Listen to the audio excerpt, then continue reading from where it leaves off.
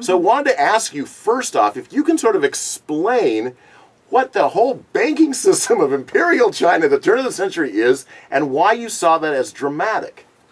Well, money is dramatic, even though you don't like to think that way. Okay. It determines your basically your livelihood and your life and your fate. So it's only because it's in the banks you don't realize that they're very important. Ah. And I think the fact that we have all these arrests for the occupying movement tells you how dramatic it is. Yes. How sometimes out of norm and out of control it can be.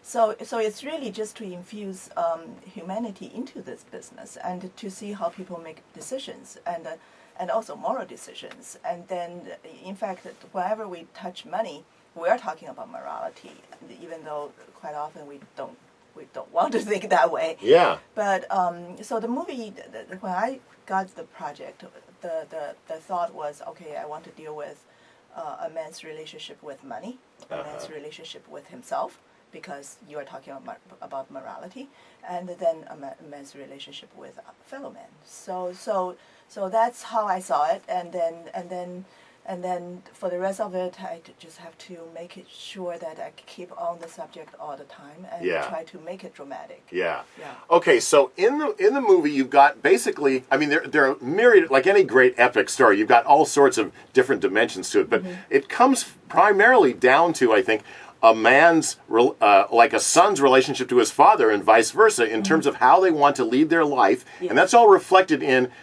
their own particular banking practices, I guess is the best way to put it. So can you sort of explain the basic, the dilemma or the challenge between the two of them, father and son? The father, being a traditional man and being at the helm of the family, his main focus is keep the family running. Okay. It's just as simple as that. Make sure that he doesn't do something wrong and hurt the legacy of the family or hurt the family in the long run.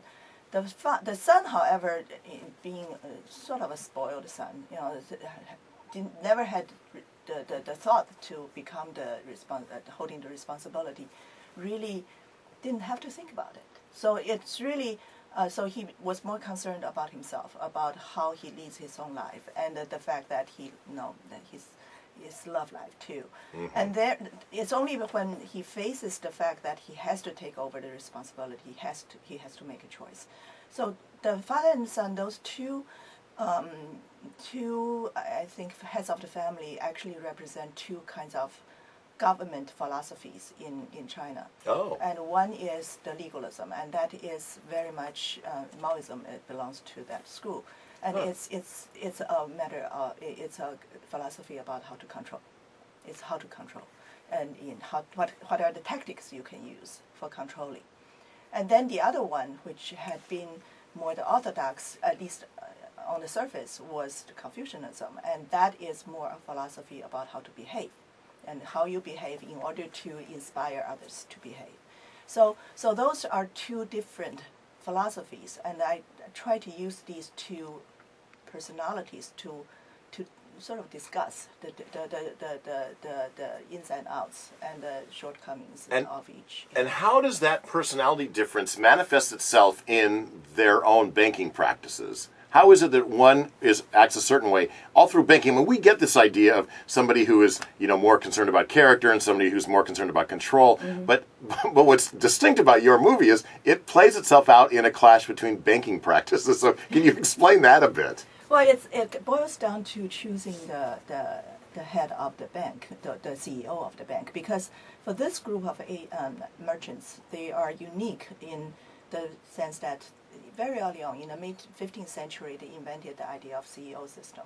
So the investors, the only right they have is to choose the CEO. Once they choose the CEO, they have to hand over the entire bank to the CEO. They cannot interfere. Okay. So choosing the CEO becomes very important. What kind of CEO do you want? The father wants someone that he can control. The son wants someone that he can respect. Okay. So those are the choices. Yeah. And eventually, we see the outcome of the choices too. So Yeah. And now, is there a historical parallel in China with the clash between the father and the son? Did one side win out over the other? Is it part of a yin and yang back and forth kind of a system? Yin and yang. It's yin and yang. And then actually there is a phrase in China that quite characterized the relationship. It's Confucianism as the name and legalism as the reality. So all these scholars who go through this atrocious examination system in order to reach the top by studying Confucianism.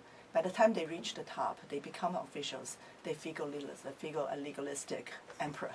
So the legalism really is autocracy. You know, my will is the law. Yeah. So then they have to fight for their life, with their life, for what they believe in.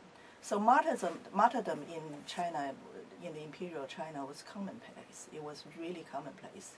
In the Ming Dynasty, a lot of officials went to court. Before they went to the court, they every morning they say goodbye to their families because they don't know if they're going to die in court that day for speaking up. So that is, wow. I think today, you see, even in China today, you see the control of free speech. It's the same idea. All these intellectuals are brought up believing that they should, in order to exercise their